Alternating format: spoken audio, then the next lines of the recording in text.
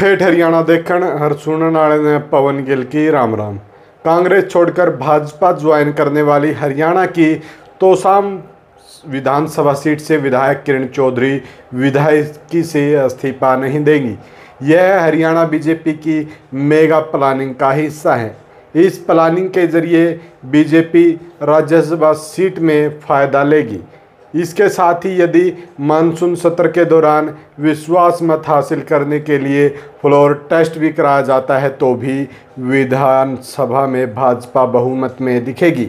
अभी ऐसे कयास लगाए जा रहे हैं कि किरण चौधरी या श्रुति चौधरी को भाजपा हरियाणा से हाल ही में खाली हुई एक राज्यसभा सीट के लिए आगामी कुछ दिनों में होने वाले उपचुनाव में उम्मीदवार बना सकती है। हालांकि इस बारे में कोई आधिकारिक घोषणा बीजेपी द्वारा नहीं की गई है। किरण चौधरी और श्रुति चौधरी के अलावा भी पार्टी कोई अन्य उम्मीदवार बनाती है तो भी बीजेपी कांग्रेस के मुकाबले मजबूत स्थिति में रहेगी। कानूनी विश्लेषक और पंजाब हरियाणा हाई कोर्ट के वकील हेमंत कुमार ने बताया कि बीजेपी ने जानबूझकर सोची समझी रणनीति के कारण किरण चौधरी से इस्तीफा नहीं दिलवाया है। अगले कुछ दिनों में हरियाणा से खाली हुई राज्यसभा सीट के उपचुनाव में मतदान की आवश्यकता होती है तो उस परिस्थिति में किरण चौधरी सदन में कांग्रेस विधायक रहते हुए भी भाजपा उम्मीदवार के पक्ष में मतदान कर सकती है। इसकी वजह यह है कि राज्यसभा चुनाव में राजनीतिक पार्टियों द्वारा अपने विधायकों को वोटिंग के संबंध में निर्देश देने के लिए व्हिप नहीं किया जा सकता है। इसका फ़ायदा बीजेपी राज्यसभा चुनाव की वोटिंग में उठाएगी। किरण चौधरी के भाजपा में आने से विधानसभा में नायाब सिंह सैनी मौजूदा सरकार की 87 सदस्यीय सदन में विधायकों की संख्या 1 बढ़कर 44 स्पीकर को मिलाकर हो गई है।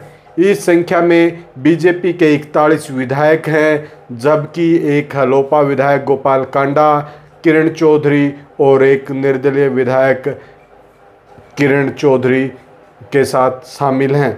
चूँकि समेत सदन में 87 विधायक हैं, ऐसे में बहुमत का आंकड़ा 44 हो गया है जो भाजपा के पास है। यदि मानसून सत्र के दौरान विश्वास मत हासिल करने के लिए फ्लोर टेस्ट होता है तो बीजेपी यहां विपक्ष के मुकाबले बहुमत में दिखाई देगी। किरण चौधरी के इस्तीफा नहीं देने के फैसले को लेकर कांग्रेस भी है जो अलर्ट हो गई है। कांग्रेस ने स्पीकर को लिखित में किरण चौधरी की सदस्यता समाप्त करने को लेकर लेटर भेज दिया है। लेटर में लिखा है कि किरण चौधरी ने पार्टी छोड़ दी और सदन की उनकी सदस्यता रद्द कर दी जानी चाहिए। हालांकि इसके बाद स्पीकर को प्रतिनिधित्व मिल जाता है तो उन्हें यह तय करना है कि वह विधायक के रूप में बनी रह सकती है या नहीं। सूत्रों ने कहा कि इस संबंध में जल्द ही कोई निर्णय आने की संभावना नहीं है। हरियाणा विधानसभा चुनाव में करीब 4 महीने बाकी हैं। भाजपा को समर्थन करने वाले 2 जेजेपी विधायक सदन के सदस्य बने हुए हैं। अगर मानसून सत्र के दौरान विश्वास मत लाया जाता है तो वे भाजपा का समर्थन करेंगे।